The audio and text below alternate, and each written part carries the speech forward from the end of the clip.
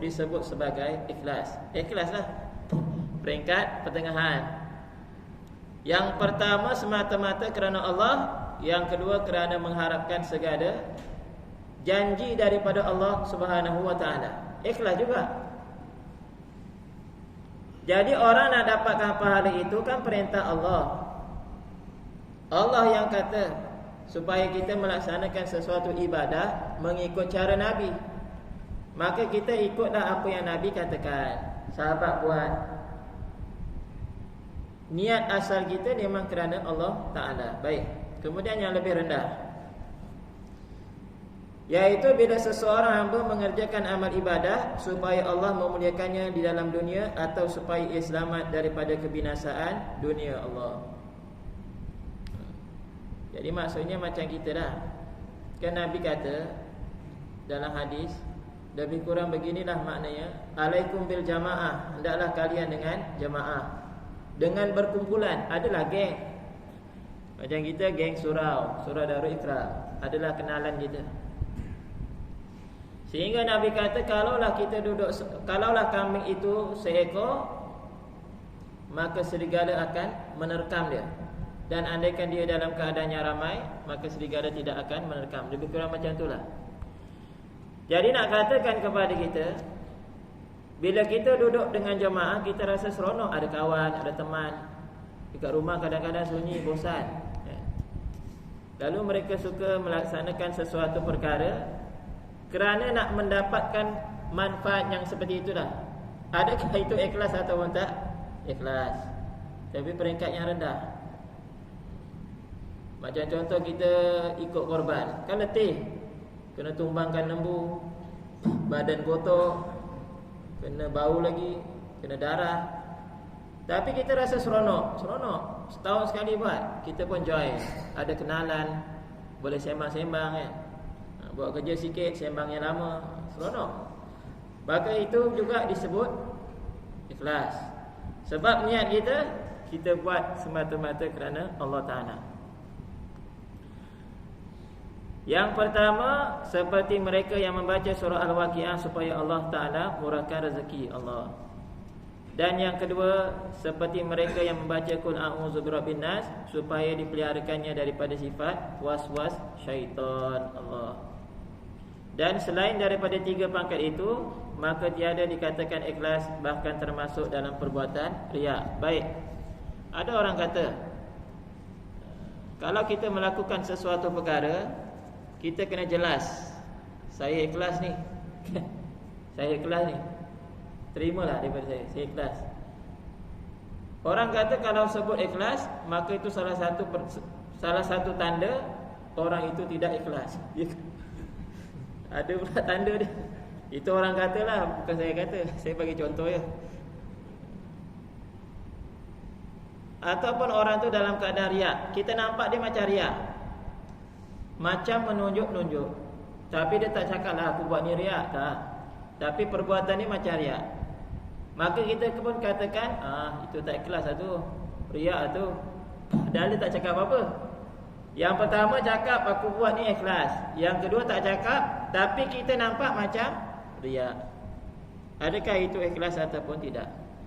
Jadi kita dah bahaskan yang pertama tadi, ikhlas itu semata-mata kerana Allah.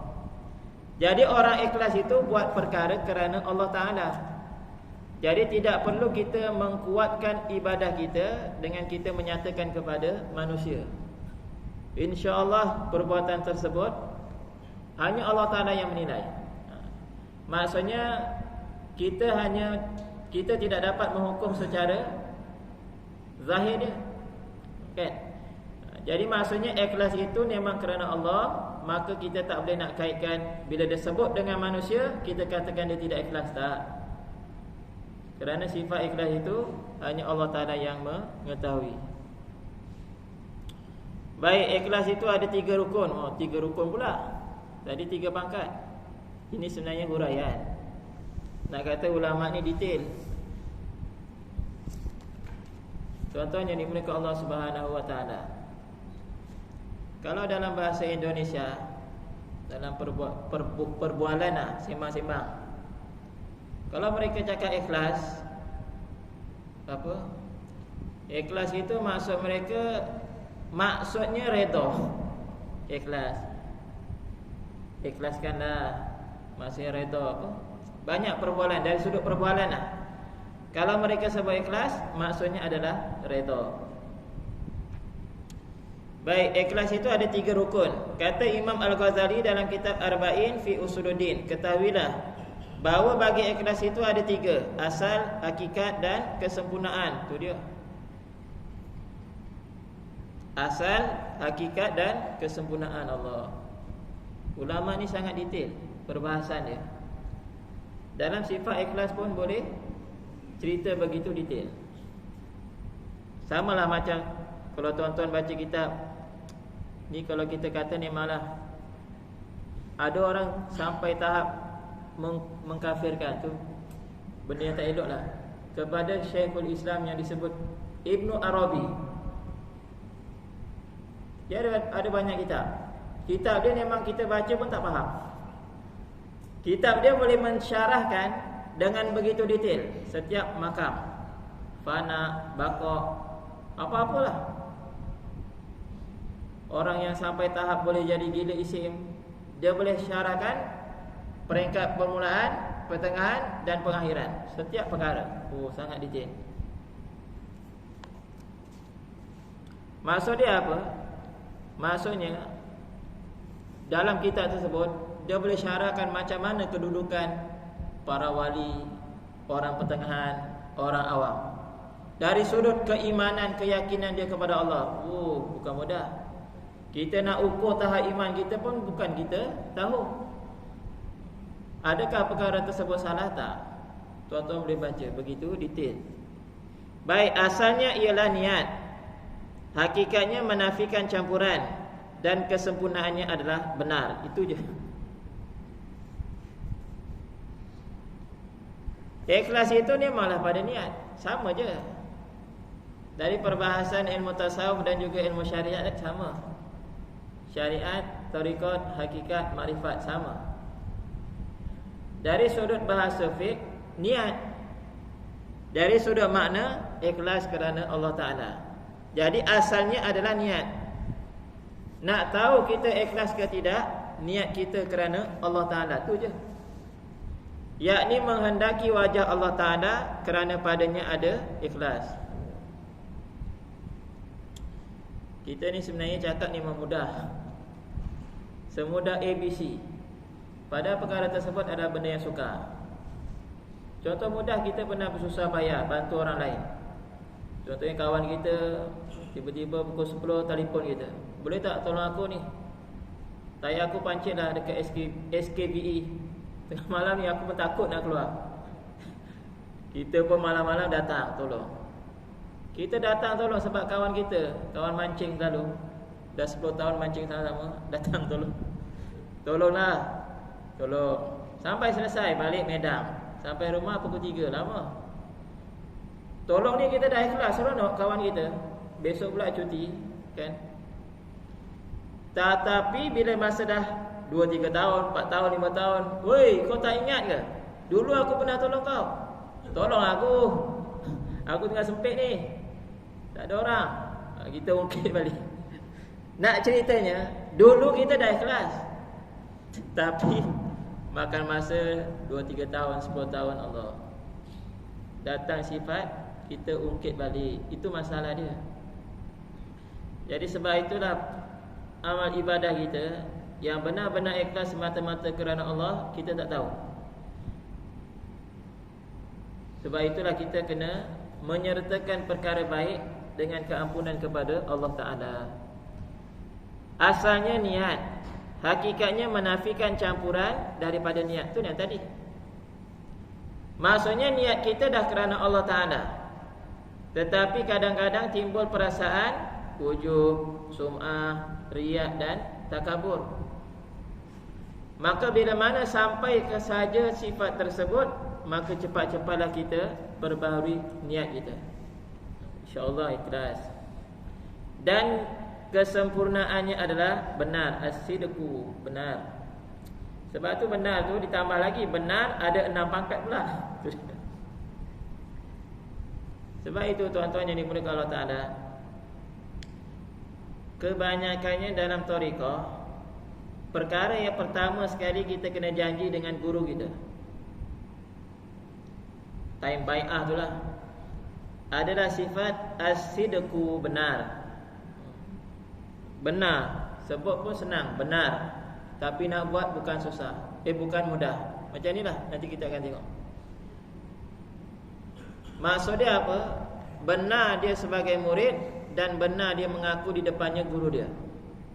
Guru ni kan bila mana perintah, kita kena taat.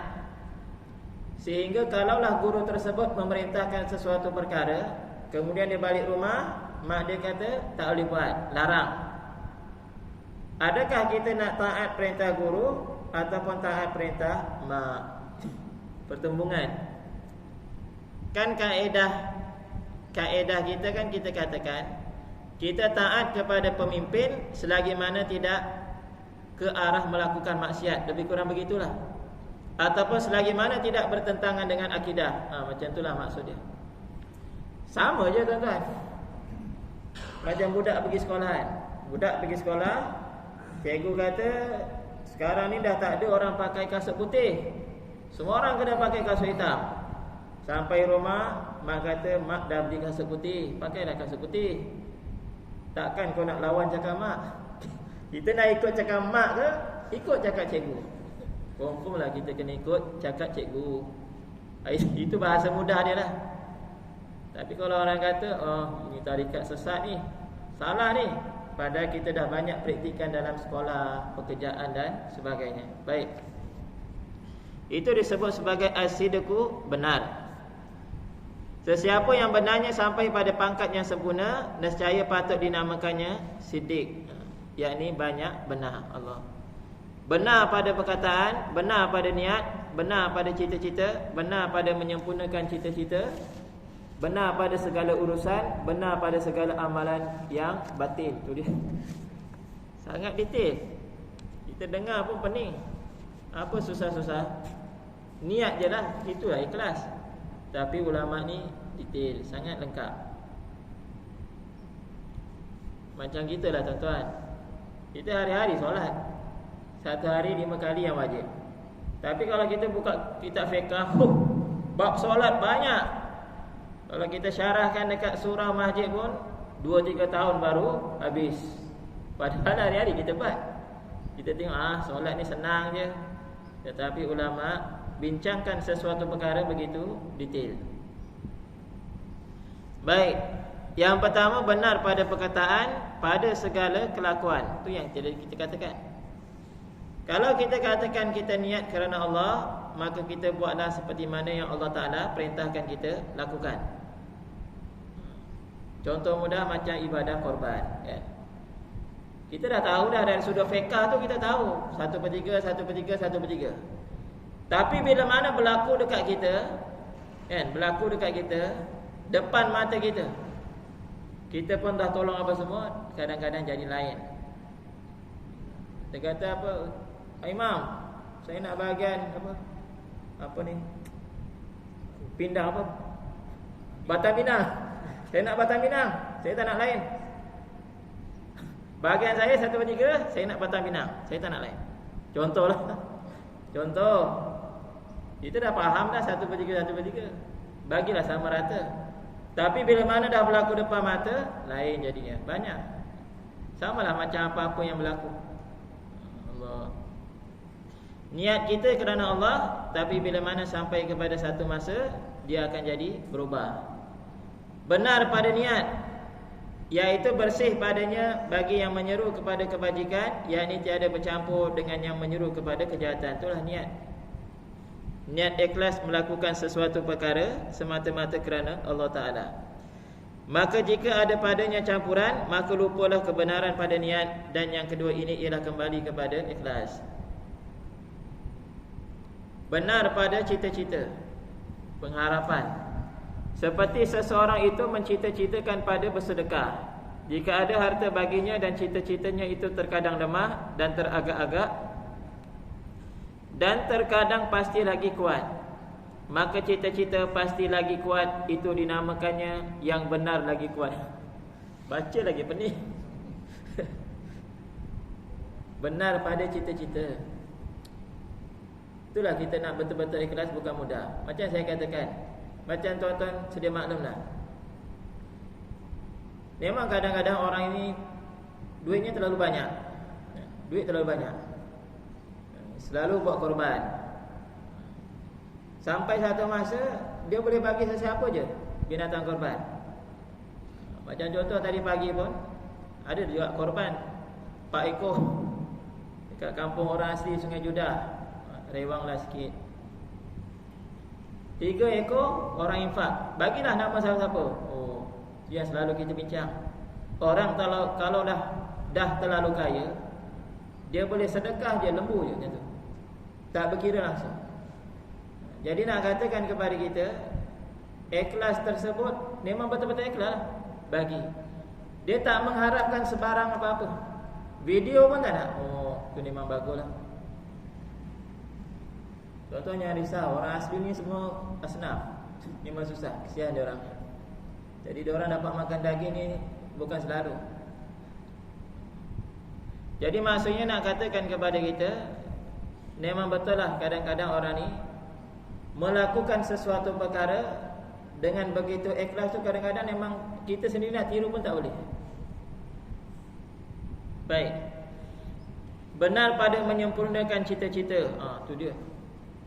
Iaitu ia tiada menyalahi cita-citanya yang benar. Lagi kuat itu seperti firman Allah Subhanahu wa taala, rijalun shadaku ma ahadullahu alaih. Maksudnya ada orang-orang lelaki yang bersikap benar menunaikan apa yang telah dijanjikannya kepada Allah untuk berjuang membela Islam. Ini bagi golongan lelaki lah. Apa maksudnya? Orang yang keluar berjihad fisabilillah. Benar pada segala urusan, iaitu kelakuannya tiada menunjukkan sesuatu daripada yang di dalam hatinya, melainkan hatinya bersifat dengannya, yakni bersamaan di dalam dan di luar. Maka jika tiada bersamaan, nescaya ia tiada benar, bahkan terkadang ia riak. Itu dia. Nak sebut bicara berkaitan dengan benar ni, dari segi perkataan, niat, pengharapan, kesempurnaan kepada cita-cita, dan juga zahir dan batin. Seperti ia menzahirkan khusyuk anggotanya dalam ibadah, sedangkan di dalam hatinya supaya dipuji. Ini banyaklah. Baik, tuan-tuan yang dimuliakan Allah Subhanahu wa taala. Sebab itulah ulama tasawuf dia menambahkan perkataan khusyuk. Dalam fiqh dia tak ada perkataan khusyuk sebagai syarat untuk kita melaksanakan ibadah solat contohlah. Jadi khusyuk itu soal hati. Kalau fiqh tu kan hanya rukun qauli, rukun fi'li. Qauli yang kita sebut, kan? Yang kita sebut apa? Takbir, Fatihah, tahiyat akhir, dan juga selawat, salam yang kita cakap. Fi'li perbuatan lah. Berdiri, rukuk, sujud, iktidal, tahiyat awal, tahiyat akhir dan sebagainya. Itu je. Tapi bila mana masuk tasawuf, ditambah soal hati. Ibadah kena khusyuk. Lalu kita pun katakan khusyuk itu salah satu perkara yang penting kita buat ketika mana solat. Jadi nak katakan benar pada niat dan benar pada anggota. Jadi maksud niat tu kan hati. Hatinya betul-betul ikhlas, khusyuk, fokus. Baik. Benar pada segala amalan yang batin, seperti takut, sabar dan tawakal. Itu lagi tinggilah. Yaitu ia mengetahui pengertian takut, harap, sabar, syukur, tawakal dan lainnya, serta ia merasai sekaliannya di dalam hatinya, yakni segala kelakuan itu telah menjadi tabiat baginya. Oh, lagi dah. InsyaAllah masuk waktu je saya terus berhenti 2 minit lagi. Baik, tuan-tuan yang dimuliakan Allah Subhanahu wa taala. Jadi perbahasan kita kali ini adalah berkaitan dengan ikhlas. Jadi ada baki lagi 3 dah. Jadi secara ringkasnya kita katakan ikhlas itu melakukan sesuatu perkara semata-mata kerana Allah Ta'ala, itu je. Sehingga Allah Ta'ala menurunkan satu surah namanya surah Al-Ikhlas. Banyak kelebihan dia. Selalu kita dengar, bila mana kita baca 3 kali, seumpama kita mengkhatamkan Al-Quran sekali. Itu dari sudut pahala. Tapi kalau kita khatamkan Quran, pahalanya lain lagi lah. Dan bila mana kita membaca sebanyak 10 kali, maka Allah Ta'ala akan membina syurga, membina mahligai di dalam syurga. Adalah hadis dia. Saya pun tak berapa ingat lah. Bahkan dalam kitab Al-Mujarabat, Syekh Nuruddin selalu kata, amalkan satu hari 200. Qul huwallahu ahad. Bacalah 200, pening. Bukan pening, letih. 200 guna tasbih. Kalau Syekh Zainal Asri amalkan 1000. Gila-gila. Kita nak baca subhanallah pun letih. Ini suruh baca Ikhlas 200 kali. Banyak fadilatnya. Ada hadis sandaran dia. Baik tuan-tuan yang dimuliakan Allah Ta'ala, yang baik daripada Allah, segala kekurangan saya minta maaf. InsyaAllah ada umur yang panjang. Kita jumpa lagi pada bulan yang akan datang. Wabillahi taufiq wal hidayah. Wassalamualaikum warahmatullahi ta'ala wabarakatuh.